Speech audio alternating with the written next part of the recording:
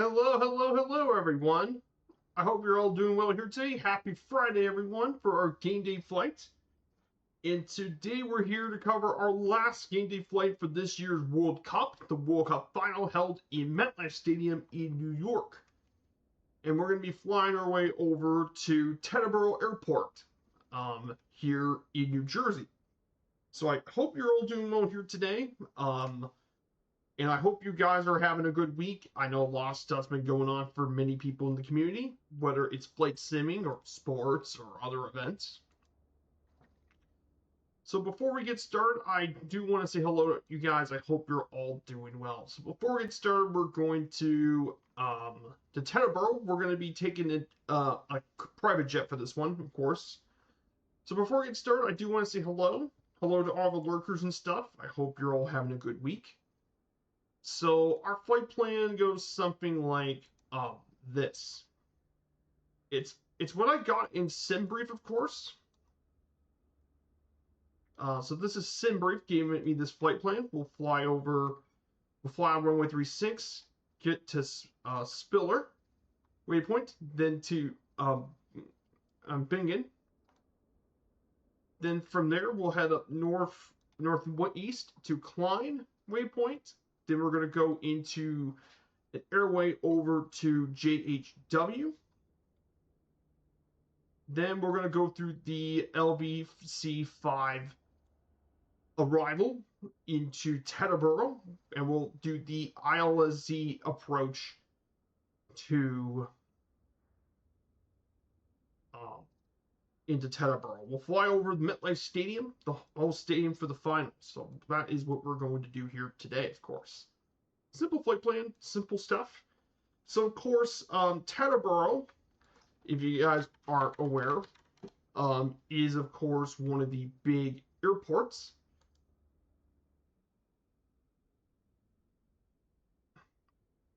If you know about Teterboro is one of the busiest GA airports in the country. Especially, this is very popular for business jets. And as a result, since aircraft greater than 100,000 pounds are able to take off from here, there's no commercial service, so that's why we're taking the citation longitude here today, because we can fly into this airport. So that's what we're going to be doing today. We'll take the citation longitude here today for our game day flight. And we're taking off here from my home airport at Clark Regional. So this is our home airport for mine. So we're going to go ahead and take care of that. So we're going to get started.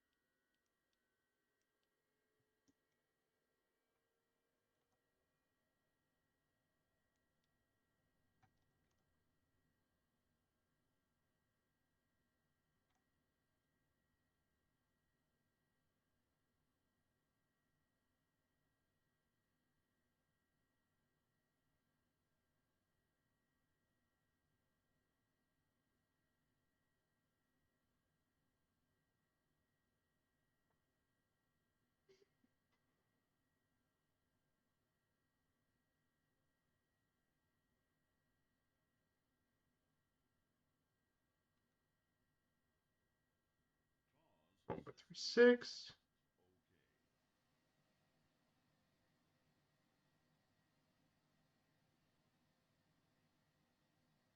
So we're going to go ahead and put our waypoints.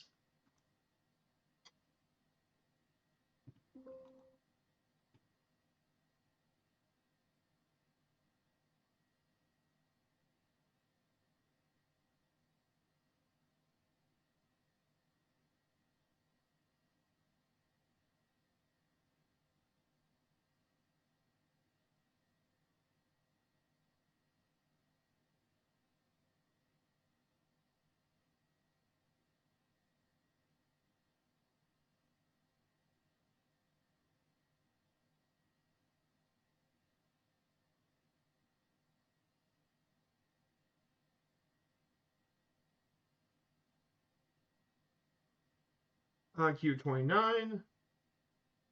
We're going to go to JHW, load the airway.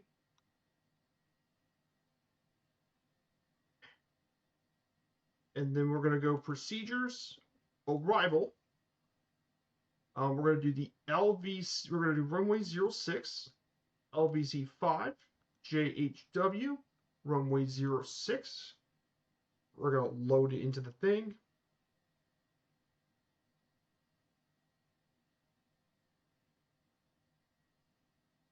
And we're also going to load the approach.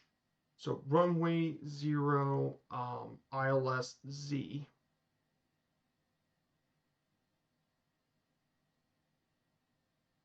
STW. And load. Load the approach. And there. And finally, we're going to do this. Booyah. Okay, that's our flight plan, guys. That was not that difficult. Client profile.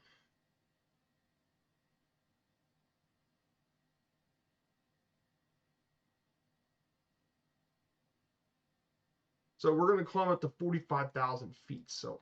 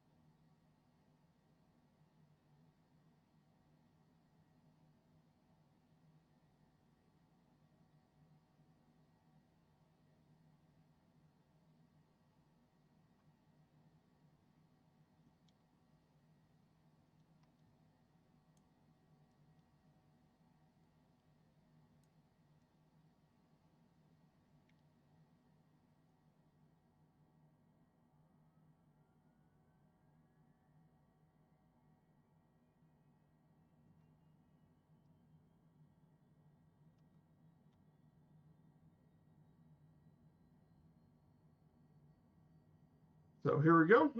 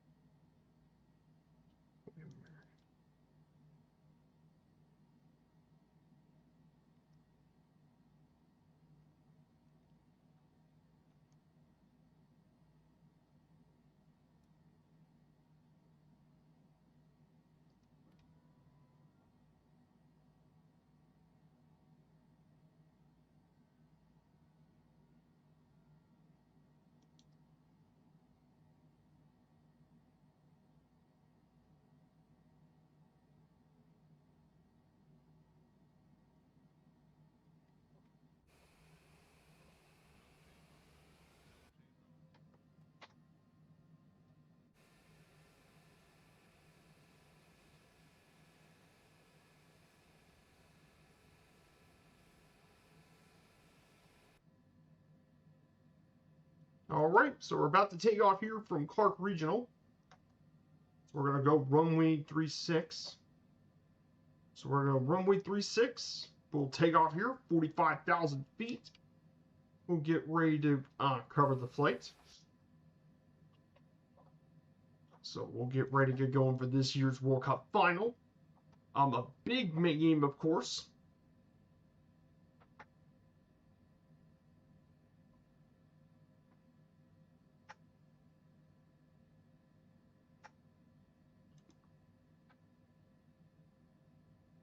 So we're going to go ahead.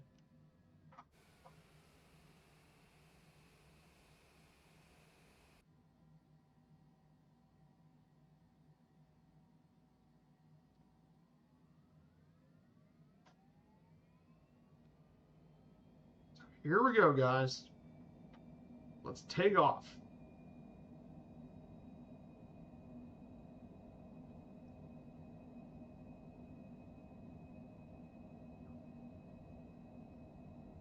Knots, and we're off.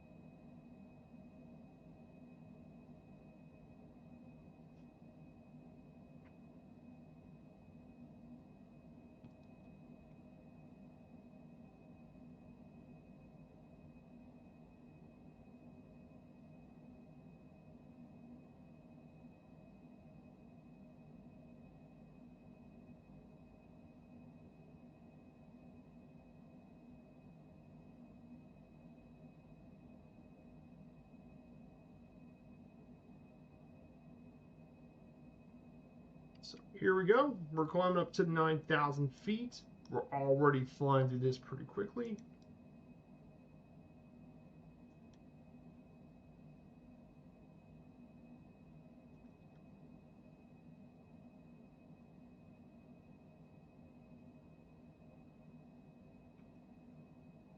So here we go, guys. We are absolutely flying through this. We're already at 10,000 feet above sea level, of course.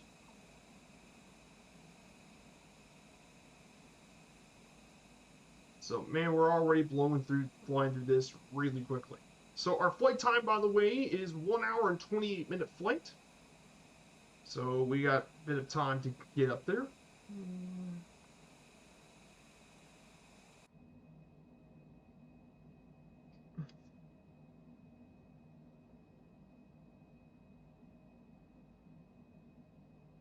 So.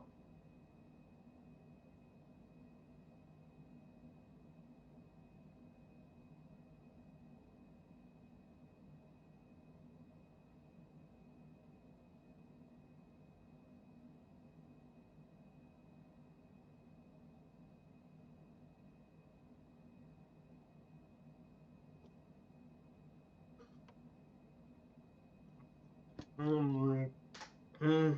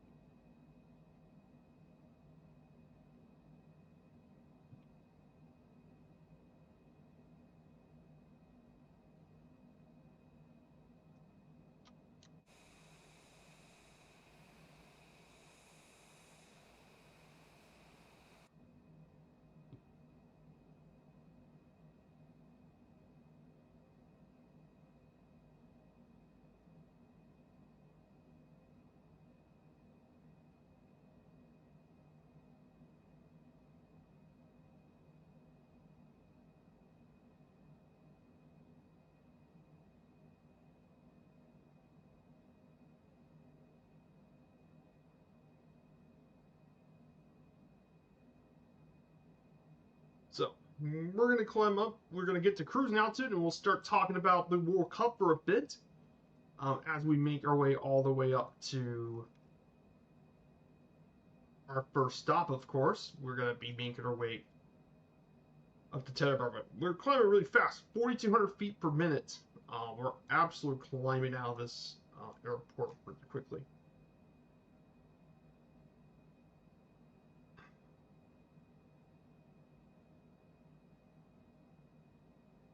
So,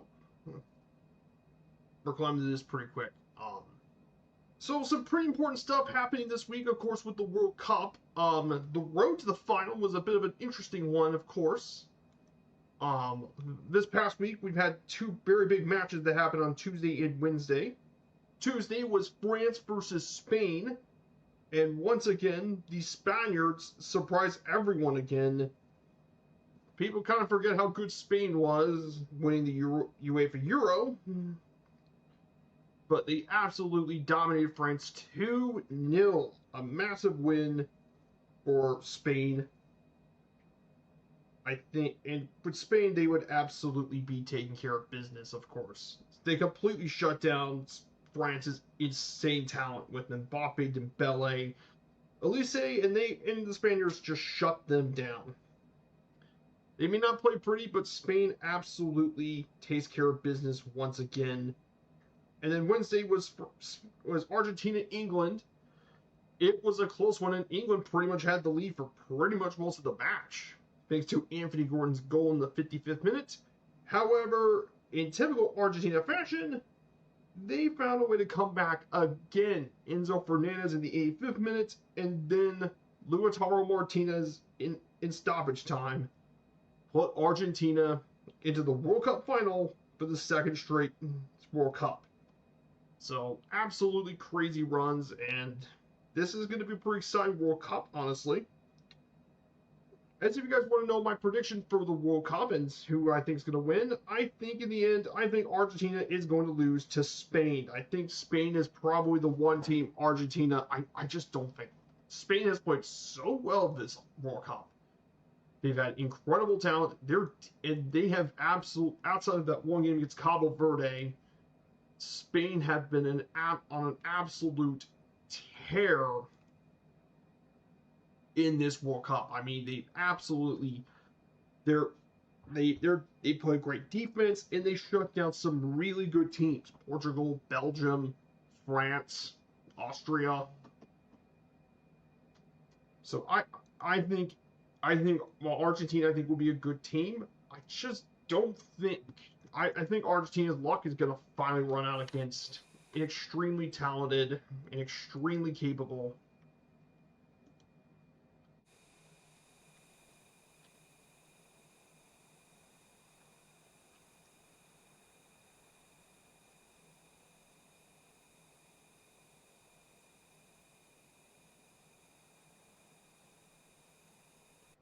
So we're going to go ahead and make our way further up. So I think it's going to be a tough game, and who I think gets third? I think France gets third place. But yeah, it would absolutely be. But it's a big, big win for. I think Spain's going to get the World Cup for the second time in their history. They'll get the World Cup and start a new golden age of Spain, a Spanish golden age. So that's what I think is going to happen. So let's go ahead and talk about the World Cup slides for a bit. So the Argentina national team will be who we talk about first as we climb our way up to 45,000 feet. I think we covered them last week, of course, the Alba Celeste. But just for a recap for those who have not known, this is one of the great national teams in the world. They have been a founding member of FIFA since 1912 and a founding member of CONMEBOL, the South American Federation, in 1916. And is currently the current World Cup champion, having won the competition most recently in 2022, along with the World Cups of 1978 and 1986, making them three-time winners. And if they were to win today, they would join the four-time winners, along with Italy and Germany, as four-time winners of the World Cup. They've actually appeared in 6 FIFA World Cup finals, including the inaugural one back in 1930. In terms of their success in South America, they're the most successful team. They've won the Copa America 16 times, most recently in 2024. And they even have won the competition 3 straight times in 1945, 1946, and 1947. They also won the FIFA Confederations Cup in 1992, as well as CONMEBOL UEFA Cup of Champions in 1993 and 2002. Argentina has the record for the most international titles with 23 of them, and Argentina ranks first in the world for its rankings. So, very successful team. Their head coach is Lionel Scaloni. He's their manager. Their biggest win ever was a 12-0 crushing of Ecuador and Uruguay in 1942. Their first ever game was against Uruguay in 1902, the first international held in South America. And their biggest losses have been all down by 5-0, including 3 6-1 defeats at the hand of Czechoslovakia in 1958, the disastrous Sweden, 6-1 against Bolivia in 2009 in La Paz, gotta blame the altitude there, and 6-1 defeat up in the hands of Spain and Madrid in 2018. But Argentina is one of the world's great national teams, and they've been one of the most successful in the world for decades.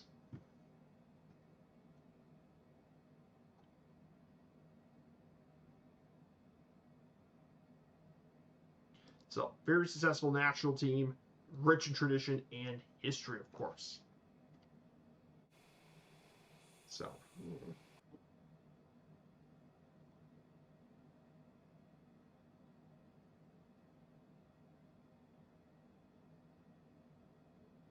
very successful team, lots of tradition and history. Of course, this year is going to be another big one for Argentina.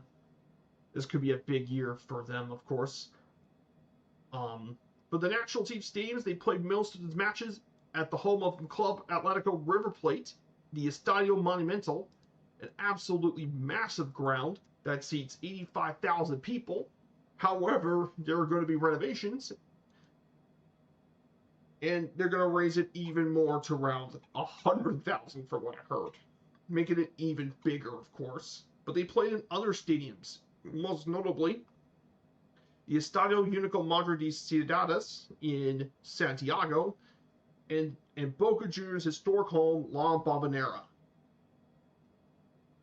The first stadium used for Argentina during home matches was the GEBA Stadium, which is located in the Palmero neighborhood of Buenos Aires. And it was also the debut of their white light blue striped jersey. In the 1920s and 30s, they mainly played at the Estadio Sportivo Barracas.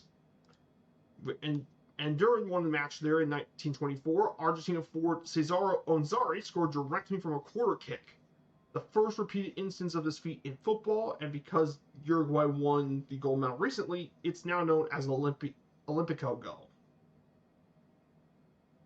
But yeah, they played at various teams, but expect most of their home games to be played at the Estadio Monumental, the historic home ground of River Plate.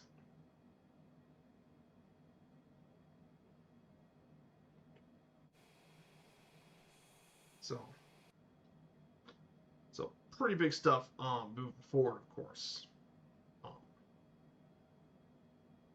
But yeah, both these teams we've already covered before, so very important stuff going forward. In terms of their kit, they wear a very iconic kit, the white light blue stripes. They first worn it, their first kit that you see it was on July 9th, 1906 versus South Africa during their tour of South America. At the Sociedad Sportiva Argentina, and ever since they've wore the white and sky blue. The away kits have been mainly the dark blue sheets with colored shorts varying from time to time, and that includes the ones they're wearing this year's World Cup has always been more dark blue. Of course, famously, the 1986 World Cup, they had to, they couldn't get the lighter blue shirts against England, so they had to scout the shots for 38-point shirts in Mexico City, and became the famous jerseys that was worn by Diego Maradona with his Hand of God goal.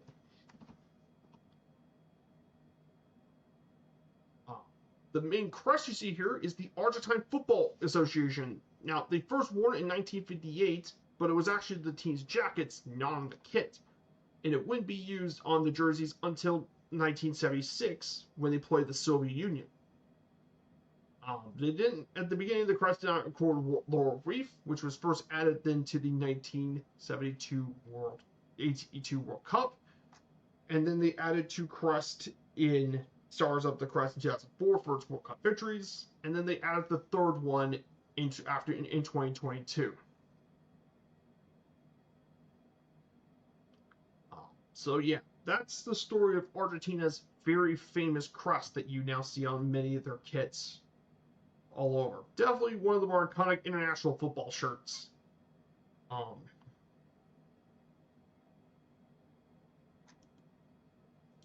So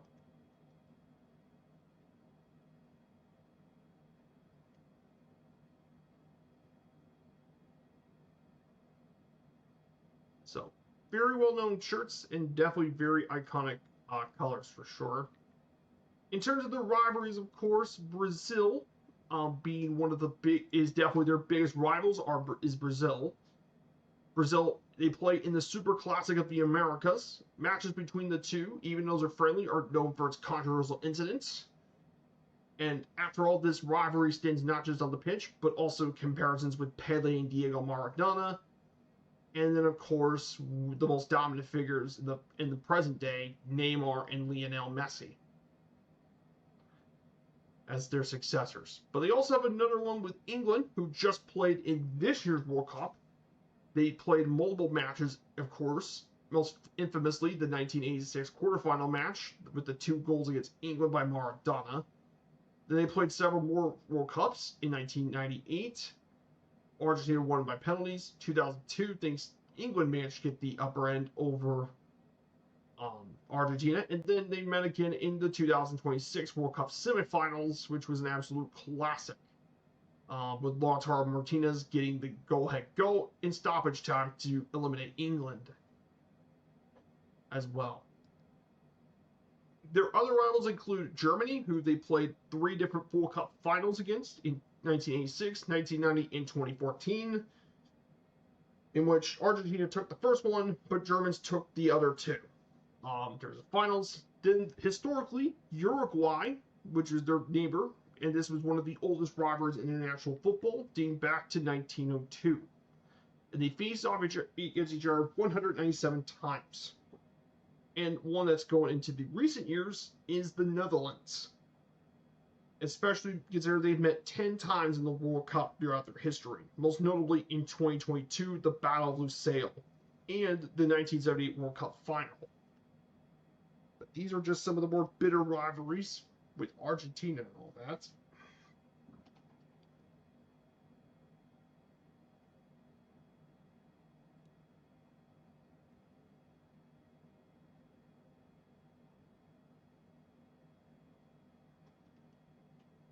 So, pretty important stuff.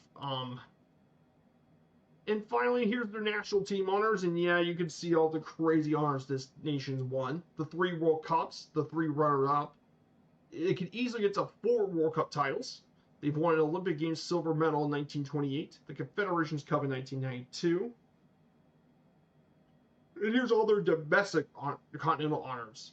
16 Copa Americans, 14-time runners-up, and 5 third-place medals, and a Pan American title in 1960. And they also were FIFA's Team of the Year 4 times. World Soccer Team World Team of the Year twice. And they won tons of trophies. But yeah, a ridiculous amount of honors for Argentina. So, and finally, here's some of the most notable players. Treasure Trove. I mean, you have Lionel Messi, of course. Background about Messi: if you guys don't know about Messi, if you're a football fan or soccer/football fan, never heard of Lionel Messi, you're probably under a massive walk. But he is probably one of the absolute greatest players in history. 8 Ballon d'Ors, 6 Golden Shoes of European shoes, best player in the world by FIFA 8 times. he's won nearly every kind of trophy you can think of. The guy has won. He's won multiple La Liga titles during his time in Barcelona, the Copa del Rey's, the Champions Leagues, of course. He's won 4 of them.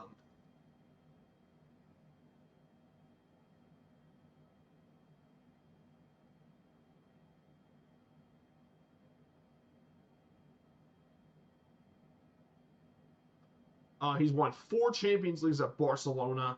He's also, of course, been successful with Inter Miami, winning an MLS Cup in 2025. And, of course, he's been one of the most successful players.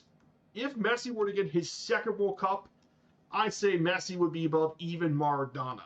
And that's saying a lot, considering Diego Maradona second on this list.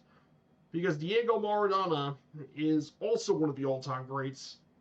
He became a massive star, Argentina star, one of the biggest of the 1980s and 90s, of course. Especially Maradona nowadays, he's been a beloved figure not just in his home country, but also in Naples, and we'll talk about that. Then, of course, you have Javier Mascherano, who's one of the most successful people in the World Cup, been incredibly successful during his time with the nation.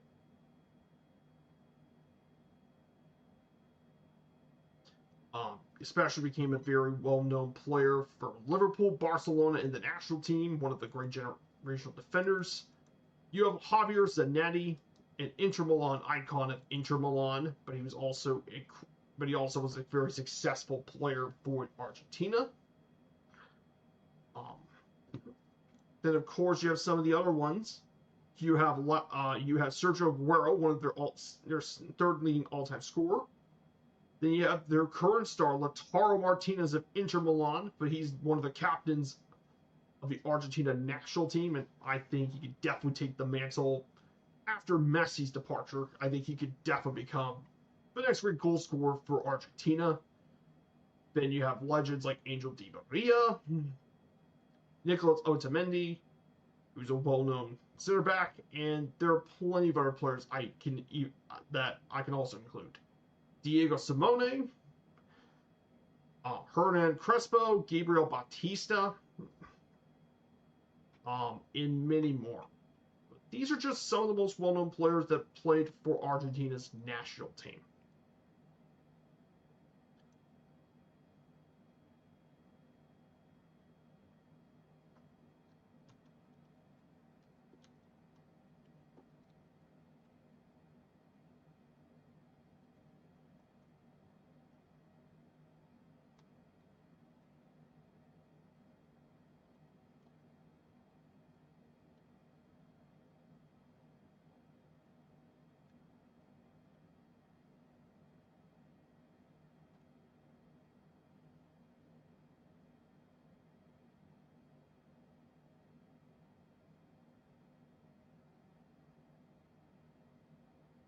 So that covers the Argentina's national team.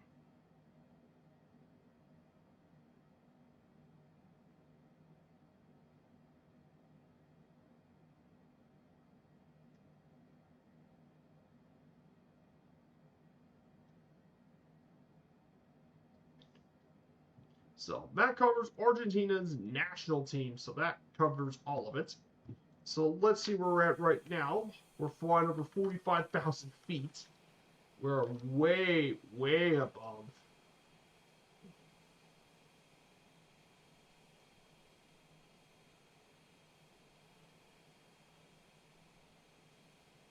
So I hope you guys are doing well. This week, of course, we have our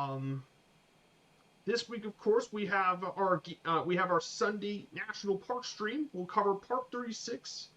We're going to enter to our second national park in the state of Texas. We'll be visiting Guadalupe Mountains National Park in western Texas. We'll fly from New Mexico, of course. We'll fly from New Mexico. From Deming Airport in Texas, we'll make our way to El Paso and then a quick trip east into Pine Springs. And we'll make our trip over to our final airport, 2 Tango Alpha 3. We'll check out Guadalupe Mountains National Park, and we'll make several bush lanes in there. But that would be a really fun trip. I'm very excited to show you guys that flight for sure. So, very much looking forward to doing this with you guys, of course. Yeah, really enjoyed doing this long haul stuff. It's been a lot of fun.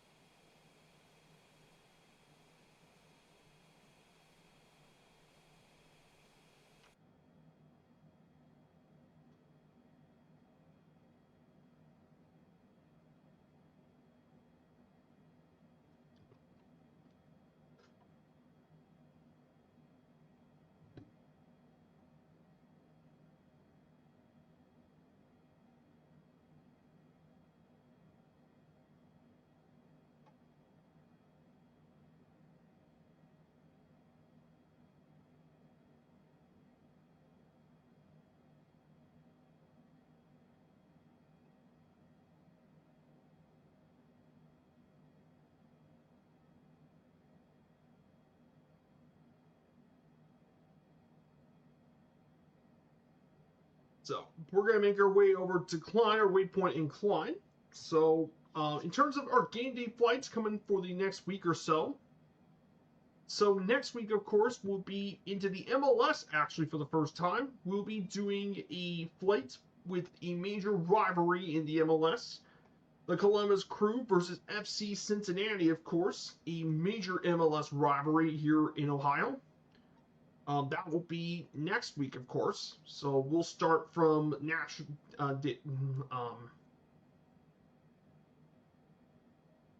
So we'll start near Lexington. We're going to start from Louisville to Lexington, fly up to Cincinnati, of course, and then we'll make our way over to Columbus. But the Crew and FC Cincinnati, a very bitter MLS rivalry. But just to recap for the next couple weeks, so yeah, next week is Crew versus FC Cincinnati in Columbus.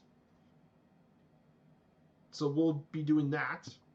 Then on the 31st, we'll do the Battle of Cascadia. We're going to go from Vancouver over down to Portland. But we'll be doing the MLS's famous rivalry in the Pacific Northwest. So we'll be doing that on the July 31st. August 7th, for the August 7th week, we'll be going to we're going to go Japan, and we're going to go to the Japanese League, actually. We're going to be doing Yokohama F Mariners versus the Kashima Antlers, the big rivalry in Japanese football. So we're going to cover Japan once again for the second time this year. And finally, the last one before I head back, we'll be doing the St. Louis Cardinals and the Chicago Cubs. We're going to cover this legendary baseball rivalry between two of the most historic teams in baseball, the Cardinals and Cubs. So I'd be very excited to talk to you guys about that, the good old Cubbies. But yeah, that will be the last one before my vacation on the week afterwards. So I'm just gonna let you guys know what's gonna be going on, of course.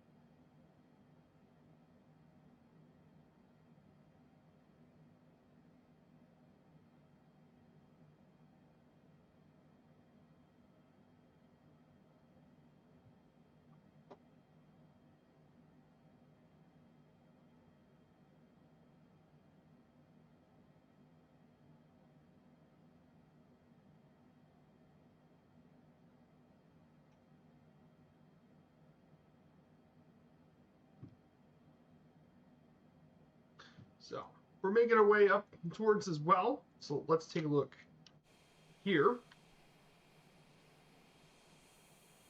So you can see the Ohio scenery. You can see Lake Erie. There she is. Lake Erie's in the background. One of the 5 Great Lakes here in around the United States, along with Lake Ontario, Lake Huron, Lake Michigan, and Lake Superior. So, and of course, at that direction, we're also going to be probably fly over Cleveland, the Forest City, of course.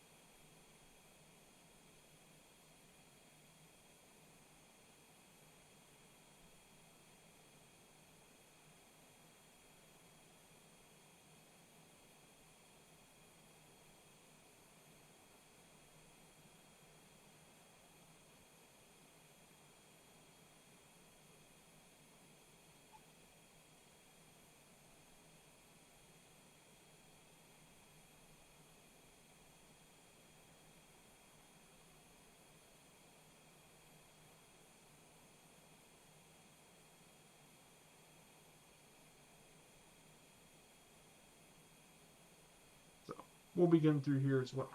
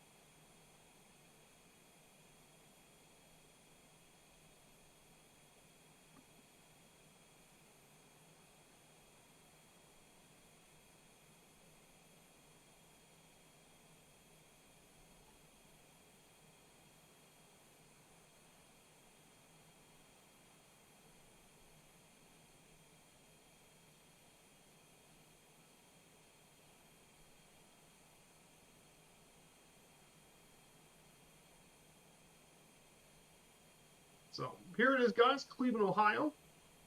Hey, Quartz, good to see you. Good morning to you, my dude. I hope you're having a good morning.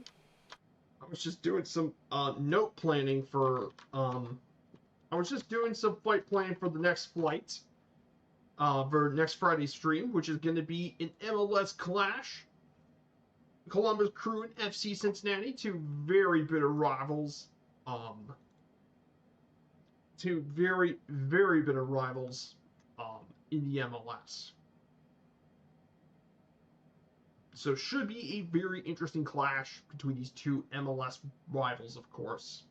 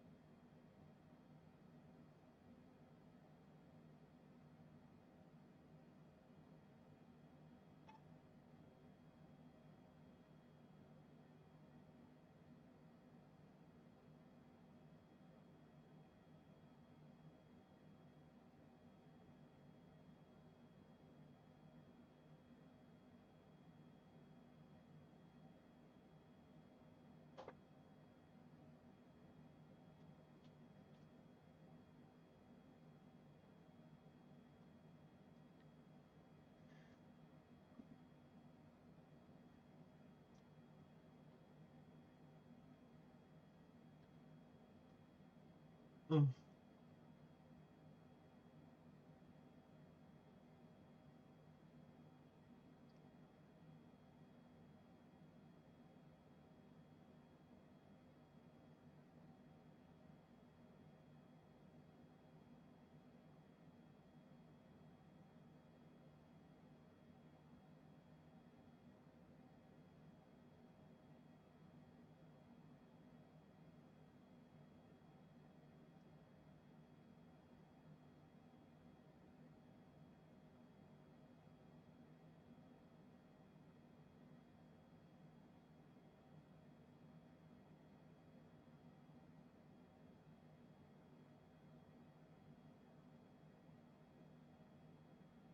So once we get near to our waypoint, we'll talk about the last team on the thing. Spanish. I'm not streaming anymore, but thank you. It's going really well, Court. So I'm doing pretty well, Court. Um, we're just getting ready to fly to the World Cup final in Teterboro. We're gonna land at Teterboro Airport, right next to the home ground for MetLife Stadium, or New York, New Jersey Stadium for the World Cup. So that's where we're going here today. We just covered Argentina earlier, and now we'll be ready for the second stream. We'll talk about the second team pretty soon. Um, Spain, of course.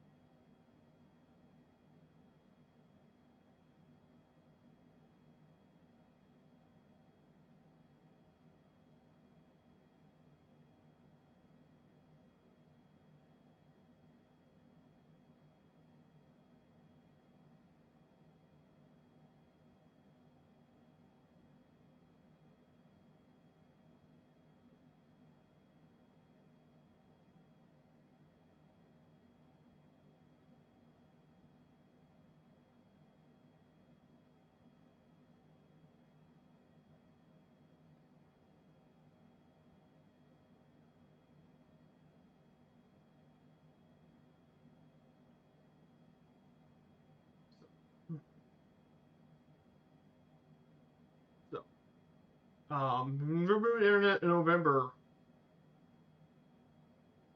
Okay, it's been paying for fiber since it never flew 2024. No more for me. Uh, Data centers? Yeah, I can understand that one.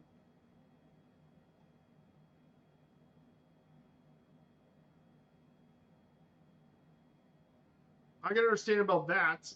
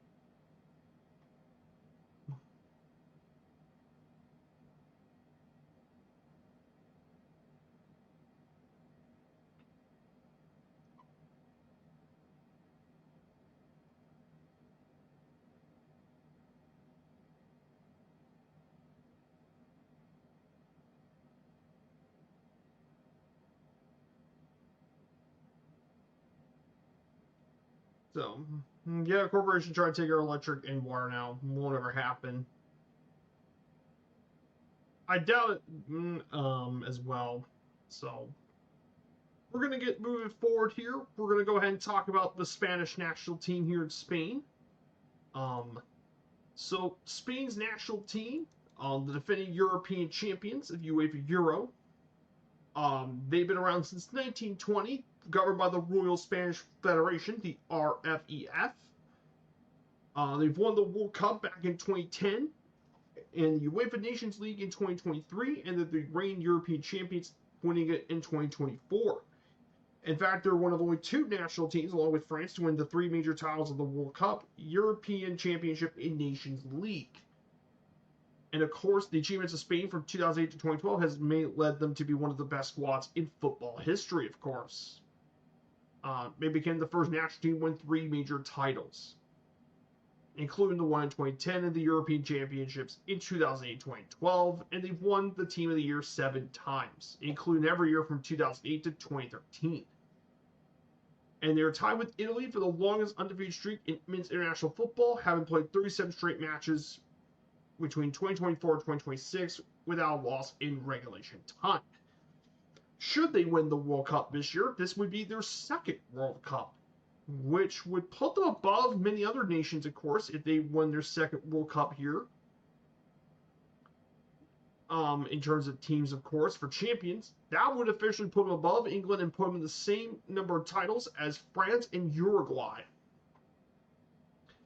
And honestly, I think Spain could definitely do it, especially considering that, um, especially considering that um, Argentina has been doing it in the late game, and I think Spain's the type of team that I think could shut down Argentina's offense. And I even predicted Spain to win the World Cup when all this started. I picked the Spaniards to win the World Cup because I think they're definitely the best team overall. It's a team game. I think they're definitely the better team. They're second in the world currently. Their first game was in 1920 in forced Belgium 1-0 against Denmark. Their biggest win ever was a 13-0 spanking of Bulgaria. While their biggest defeats were in the hands of Italy and England in 1920 and 31 respectively, a 7-1 defeat. Very historic stuff, of course. La Furia Roja, the Red Fury. Their coach is Luis de la Fuente, who is a former left back, but he's been the manager of the national team since 2022. He played for a lot of his career at Athletic Club in Sevilla and Deportivo Alaves were the main teams he's been playing at, but he's been a really great man, really great coach. And their team captain is former Ballon d'Or winner, Rodri. He's the former Ballon d'Or winner, of course, so very important guy. In terms of their team image, their style play is extremely unique. Of course, Spain, they played a unique style. Between 2012, they played a unique style football called tiki-taka, a system approach to football that was founded upon the unity ideal of team unity and comprehensive understanding of the geometry of space in the football field. Now, tiki-taka has been described as a style of play based on making your way to the back of the net through short passing and movement, in which the ball is carefully worked through various channels, in a nonsensical phrase that has come to mean short passing, patience, and possession. It mainly involves roaming movement and positional interchange among midfielders, moving the ball in intricate patterns, and sharp 1-2 touch passing. It's both defensive and offensive. And this was um, used to great effect, winning the Euro 2008, 2010 World Cup, and Euro 2012, with incredible talents during that time like Xavi and Andres Iniesta, and Real Madrid's Xabi Alonso. But yes, Spain has absolutely been great, and even nowadays in the modern era, it's still kind of bit what Spain has done in this year's World Cup. Hey, good to see you, Nightwolf. No worries, my dude. Thank you for coming by. Here's a shot for you, Nightwolf.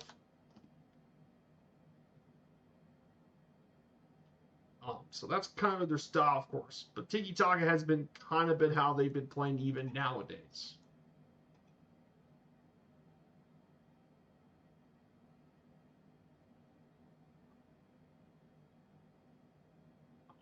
And they still use it for success even still. Of course, there's always been criticism, of course, but they've used the great success for the 2010s. And I think even nowadays they still play a bit of it. In terms of their kits and crest, Spain's home kit is traditionally a red jersey with yellow trim, dark blue shorts, and black socks. The current away kit they now wear is predominantly yellow, with having been white traditionally. The color of the home socks started to alter in the 1990s from black to blue, the same as shorts, and then they returned back to black in the 2010s before continuing in 2020. Their current manufacturer since 1991 has been Adidas. Interesting, right to display the Federation of the Spanish Football Federation. Spain's jersey traditionally features the country's coat of arms on the left side. And after winning the World Cup, they added a winner's badge was added to the right side jersey and the golden star on top of their coat of arms. So that's what you see right here is what the traditional national team kit looks like. Pretty cool. But pretty striking colors, of course, of Spain, obviously. I appreciate Quart coming over to my stream and stuff as well. So, being here as well. So, in terms of the national team stadiums, just like Argentina, they don't really have a particular national team stadium like many other ones, though they play all across the country. They play mainly in the capital city, but the majority they played in much of Madrid, in the Santiago Bernabeu, in the Metropolitan. In Seville, they played in the Pizjuan Stadium, home of Sevilla, the Villamarón of Real Betis, and La Cartuja, which is the main big stadium for bigger events in Seville. Valencia has both the Mestalla, the legendary home ground of Valencia, and Orioles, home of Levante, and Barcelona, the Camp Nou and Montjuic have been playing host in Spain, of course. But Spain's played a bunch of other stadiums, with the ones hosted more than 15 times. Other stadiums they played as well included in mainly smaller cities: El Reno de Leon, Las Carmenes in Granada, El Millón in Gijón, and the Rico Perez in Alicante are some of the other grounds they've been playing for the 2018 World Cup qualification. And for those teams, basically, Reno de Leon is home to Cultural Leonesa. Las Carmenes in Granada is home to Granada Club de Football. Gijón is home to Real Sporting de Gijón. And the Rico Perez is home to the historic club of Alicante, Hercules. club de football. And yes, I know all this sort of stuff because, of course, I've been watching. I've gotten into a lot of Spanish football, so I know about these clubs. So we'll go through here too. In terms of the rivalries, Spain's got several very historic matchups and clashes over the years.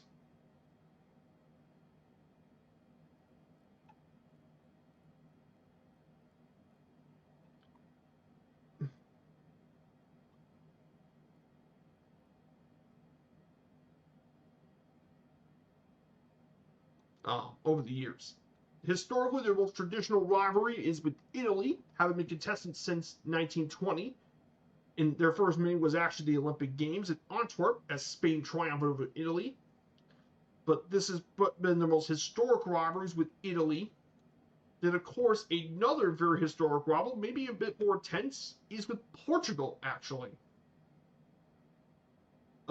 Is Portugal, of course, being Spain's neighbors, of course, being Spain's immediate neighbors. This derby has been contested since 1921. And Spain has dominated in this friendly rivalry with Portugal with 18 victories, 18 draws, and 6 losses in 42 games. And their latest one was a 1-0 Spanish-Spain win in the 2026 World Cup. And they'll also be co-hosting it together in 2030 with Morocco. But Spain and Portugal have a very long history with each other, of course. I mean, after all, Portugal and Spain have had closely aligned to each other. Spain also has another pretty big one with France in the Pyrenees Derby, meaning since 1922, and they've faced each other 37 times, with Spain having the advantage head-to-head with 19 wins, 7 draws, and 13 losses. However, of course, this rivalry has been on the rise in the 21st century. Has been on the rise in the 21st century thanks to the rise of both Spain and France as some of the great football powers in major tournaments. Then they have a historical one with England, as Spain won in 1929 in the first ever English defeat outside of the British Isles. They've also faced each other in the 1950 World Cup at the Maracana, when Spain beat them 1-0 thanks to a legendary goal by Telmo Zarra. And Spain has mainly been... Now, this is definitely a match that Spain hasn't been exactly the luckiest. Only 11 wins, 4 draws, and 13 losses in 28 games. They also have rivals with Germany in the Netherlands, but one that's been developed in recent years has been Morocco, for reasons both sporting and non-sporting matters. After all, Spain and Morocco aren't exactly the friendliest nations when it comes to their international relations.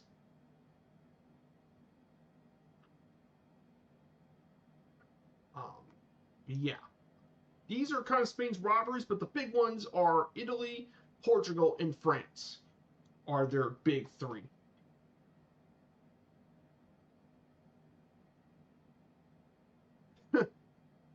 Yeah, just get afford to fly a small plane. Would be cool for me to get one. I don't think it's likely, but maybe I could get one eventually.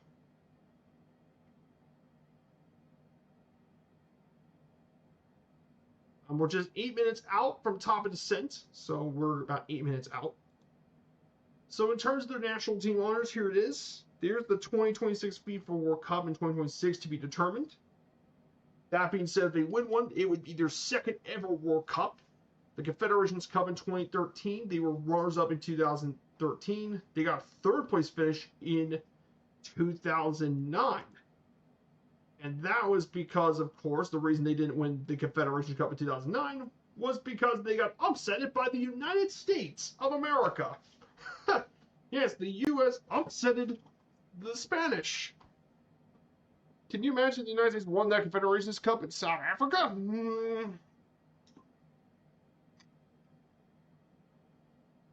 And the United States beat them 2-0 thanks to Jose Altidore and Clint Dempsey, which was a massive upset.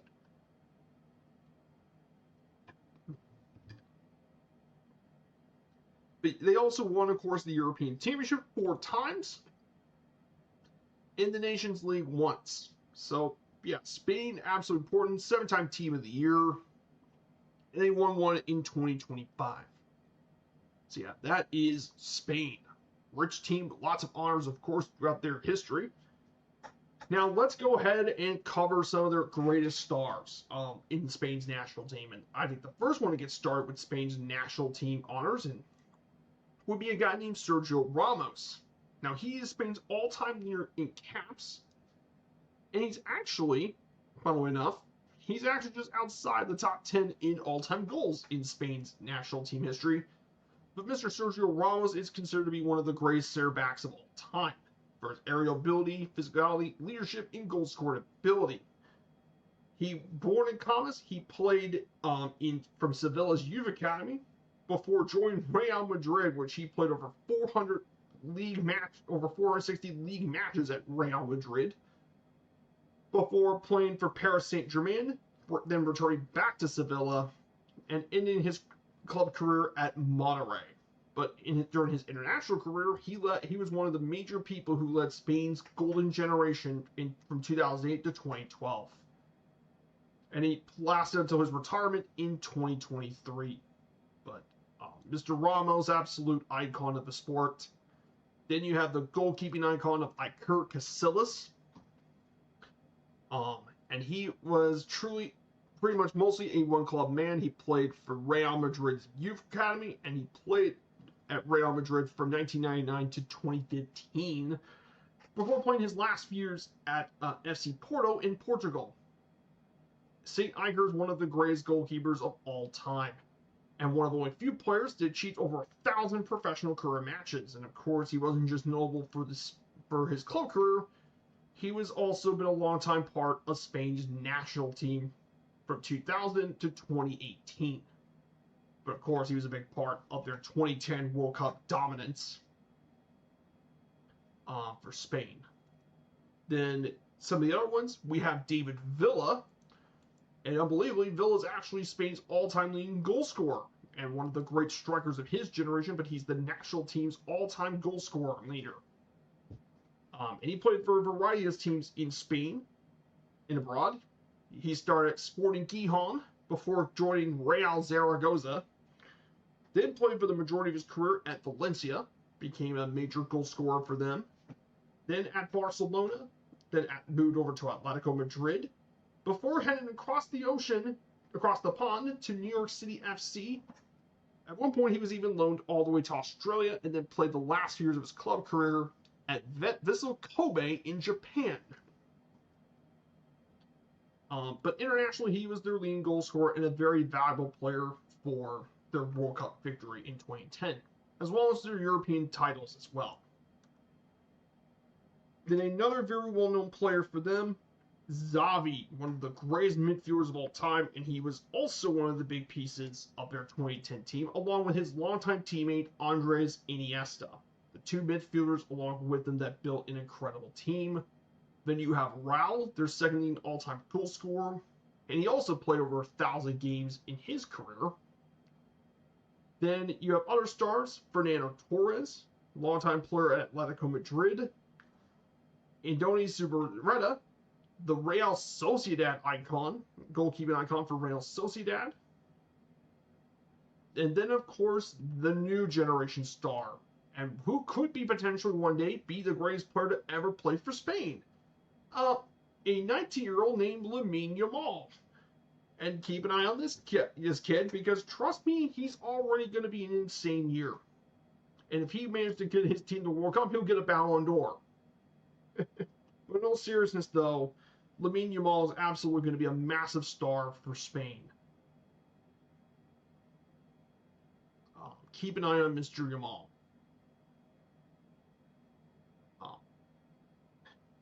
Oh yeah, hope the smoke's okay there. I don't think I'm getting much smoke here, but I know that it traveled all the way down here from Canada over to the United States. Yeah, it's been very hazy. I agree with Americans complain about Canadian forest fires. Yeah, it caused one of the MLS games last night to be delayed. Of course. But yeah. Apparently, from what I heard, it was started, are Western Ontario, British Columbia, Alberta, and Northwest Territories.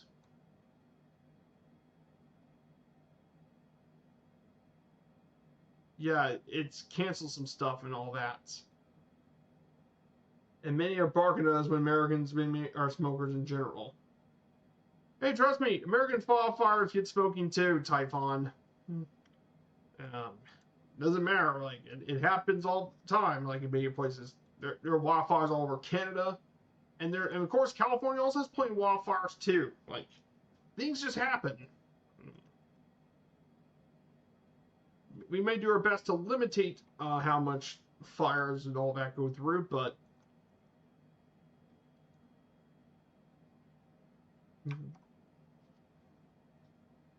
so here we go, guys. We're about to make our approach into Teterboro. We're about 45,000 feet, and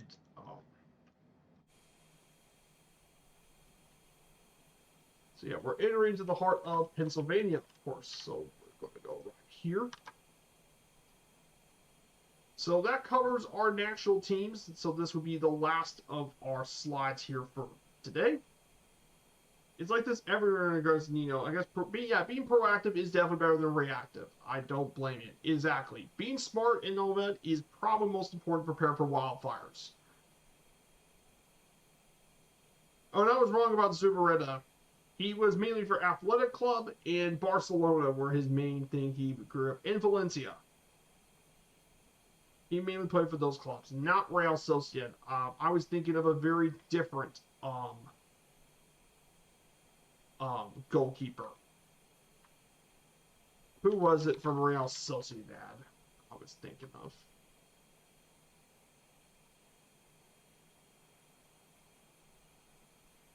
Oh, Laranga. Yeah, that's the guy I was thinking about. Juan Antonio Laranga, who played over. He was the midfielder. No, oh, it's Luis Araconda. That's who I was thinking of. Luis Arconada of Real Sociedad. He actually played 68 games for the Spanish national team.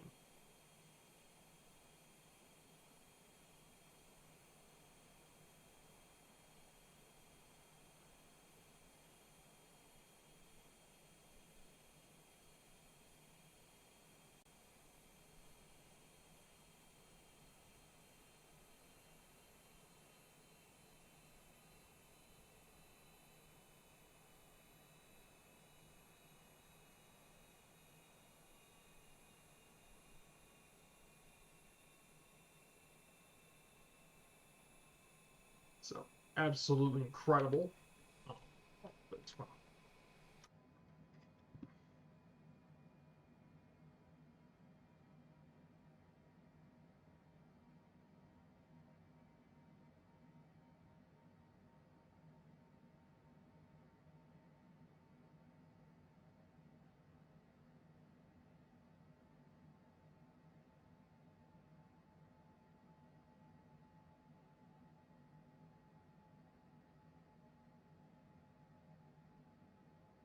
So yeah, we don't want that to happen exactly with El Nino is extended to September or October. Exactly, but yeah, I kind of fear it's going to happen.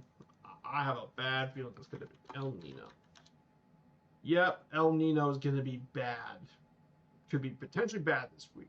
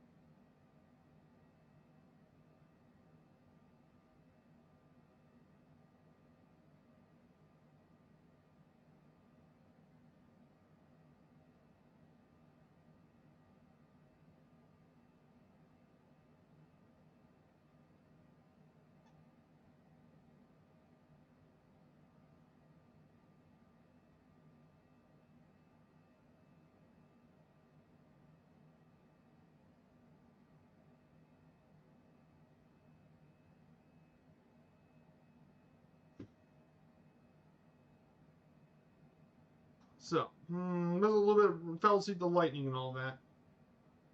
Yeah, the fires are definitely bad.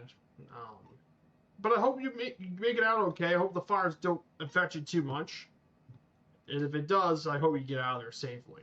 Just definitely not a good time right now to be here in British Columbia. So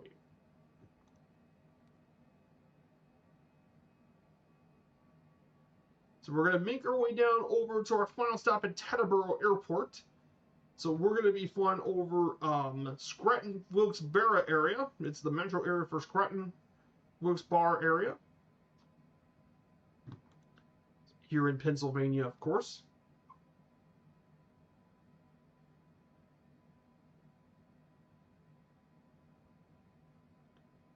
Yeah, did they ever have fire smoking in 2024? I don't know if they did.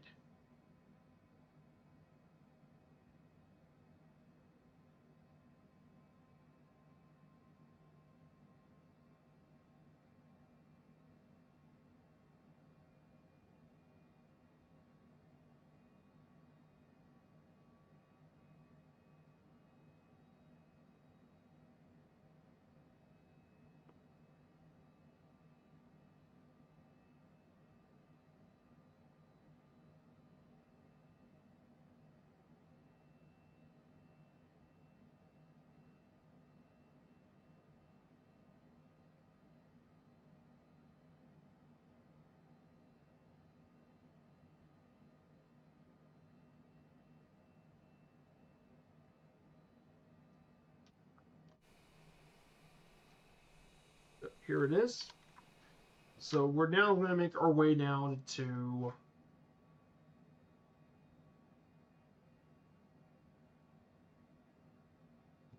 yeah, look at the wind. 59 knot headwind down into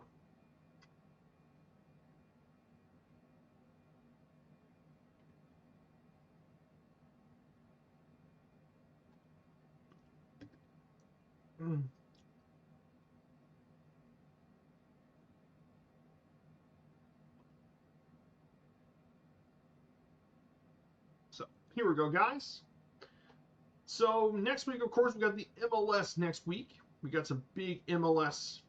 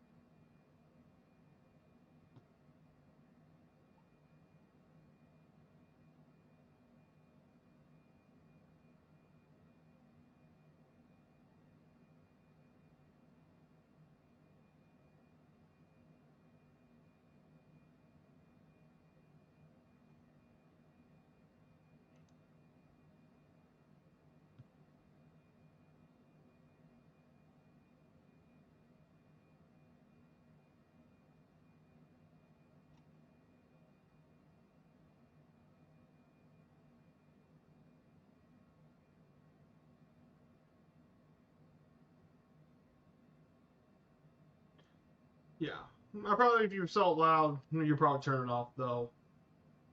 Uh, yeah, I guess so too. Like I said, I didn't really know about that feature. I think there is fire smoke. Yes, actually, yes. Court. Yes, they did. I think it was mainly for the career mode. It's just, yeah, I realized I haven't been in career mode for ages, so yes, it is. But it was career mode. It was for the firefight missions. Um, that's where it was at.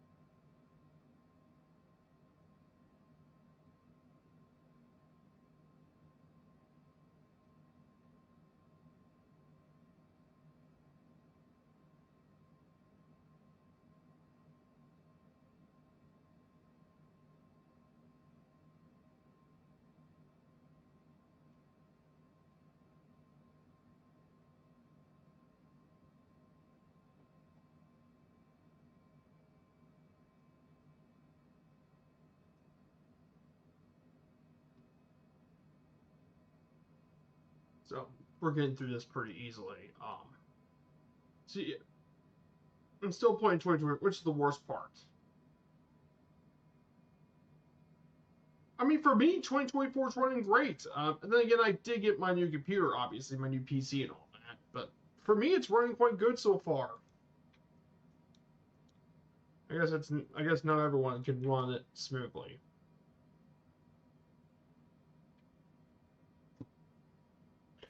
So,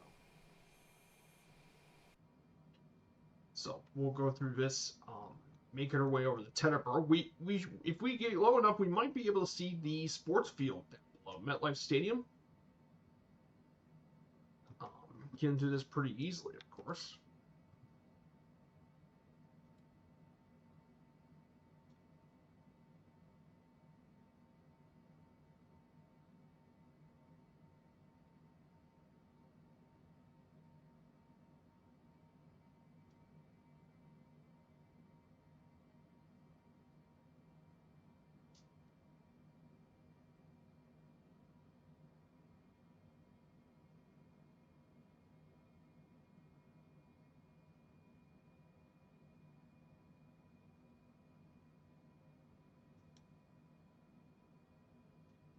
Yep.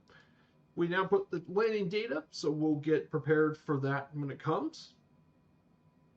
But really enjoy this flight so far. We might be seeing it. So MetLife Stadium, by the way, the stadium that we'll be flying to today, MetLife. MetLife Stadium, or in this World Cup, the New York, New Jersey Stadium, opened back in 2010. Plays host to both the New York Giants and Jets of the National Football League. Its cost is $1.6 billion construction. It could seat up to 82,000 people, though for the World Cup it's 80,000, which is a lot of people still.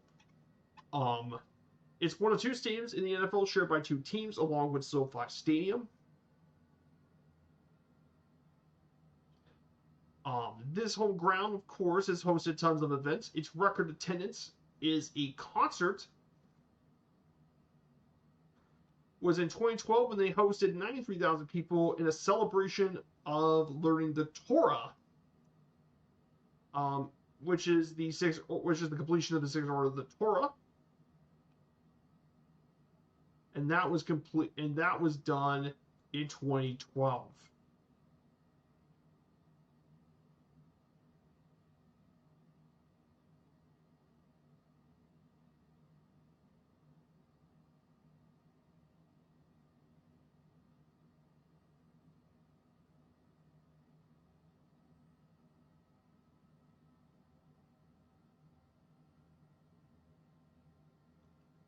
But in terms of other events, of course, for American football, 83,000 was the most in 2023, and college football hosted 82,000. But its main criticism, though, has been the playing surface, which is why they did natural grass. It's always been tough pitch.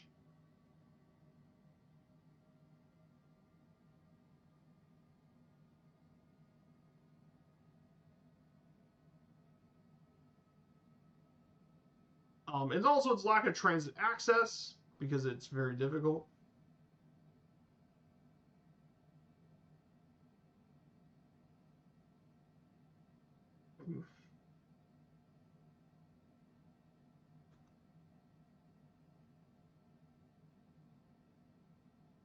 So yeah, 84,000, that's a lot of people. Which actually makes it probably the second largest stadium to be hosted in this year's World Cup. The venue that's hosted the most people, though, is of course just barely more as the Azteca at 80,000. Only Azteca is slightly larger than MetLife.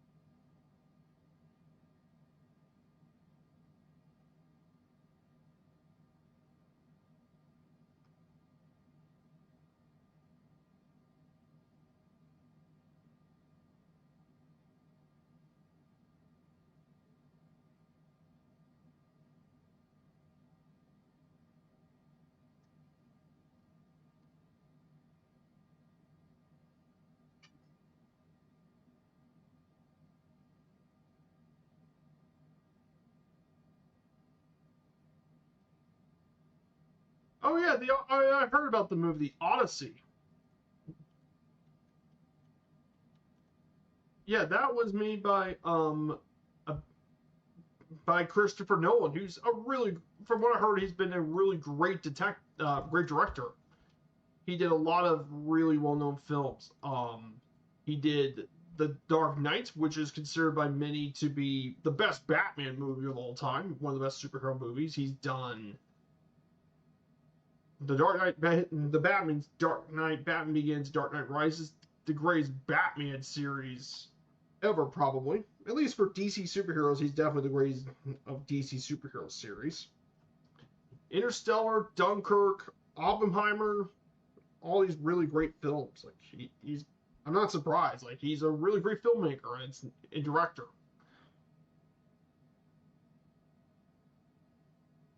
I'm not surprised that it would get good reviews.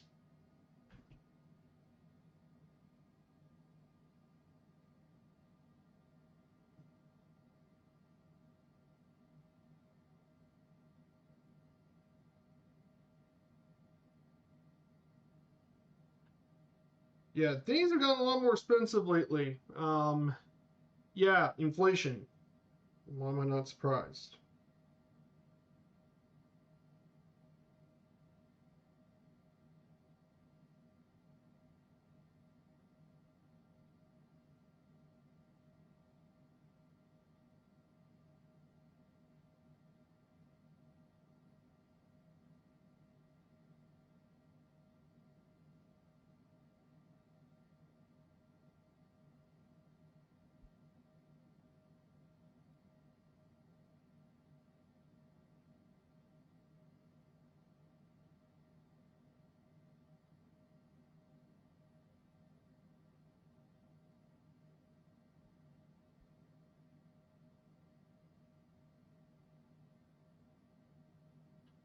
Rest can go away. Yeah, I just want my people, my cell phone. Don't blame me for that one. I can understand. So here we go, guys. We're about to get our way to approach.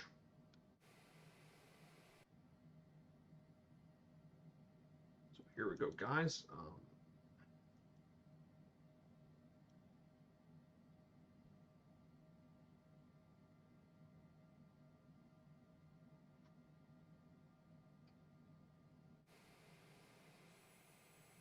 So we're making our way to approach. We're not far. We're around Newark, of course. Not far from here, Seton Hall University, the Pirates, of course.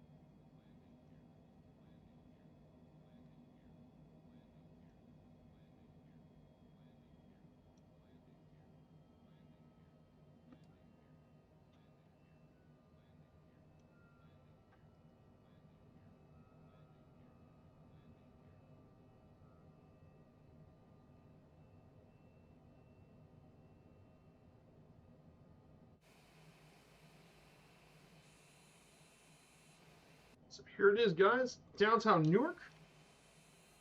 There's Newark in the distance.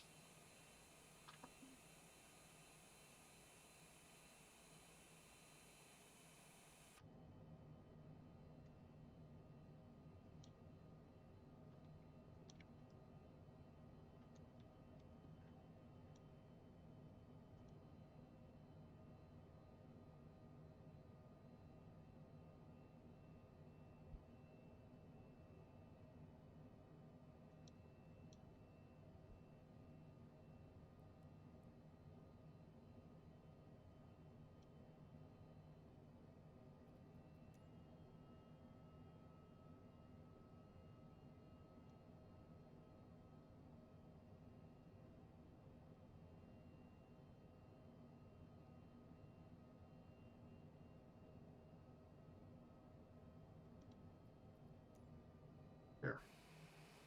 Had to do some active pausing, of course.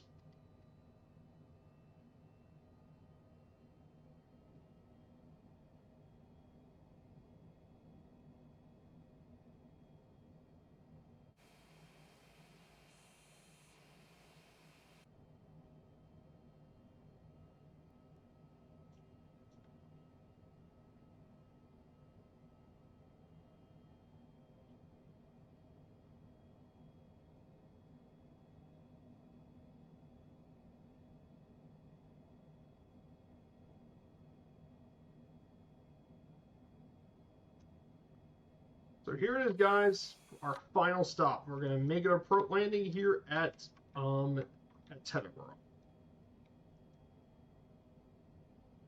And to our right, we can see the stadium. Down to our right, there she is. The World Cup Stadium is to our right.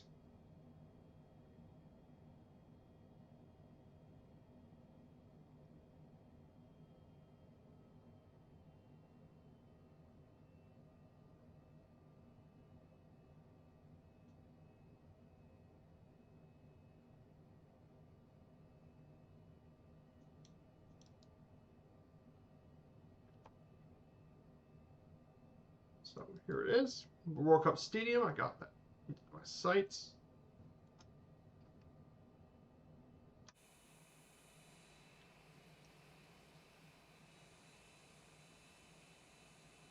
Yep.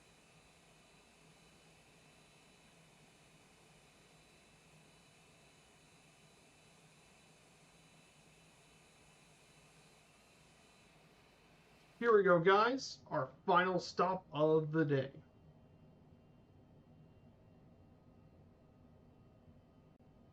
Here it is, Teterboro. Now for the landing, of course.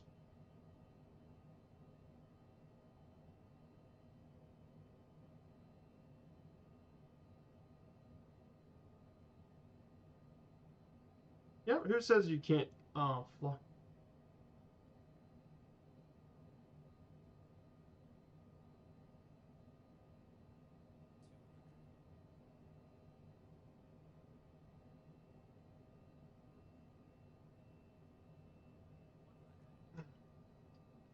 Here we go, guys.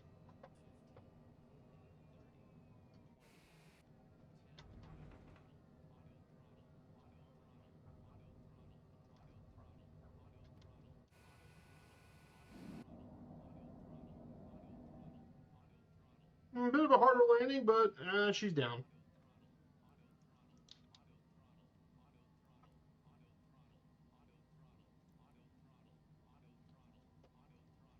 If I were an RPC, Batsim around the world.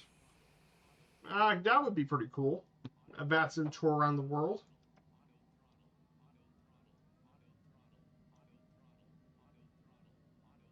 We officially made it down to Teterboro, guys. Nice flying, everyone. So we'll stop right here, and we're going to go ahead and I'll turn everything off. So, guys, we officially made it down to Teterboro Airport here in New Jersey, guys. We made it just in time for the World Cup final, of course. Um,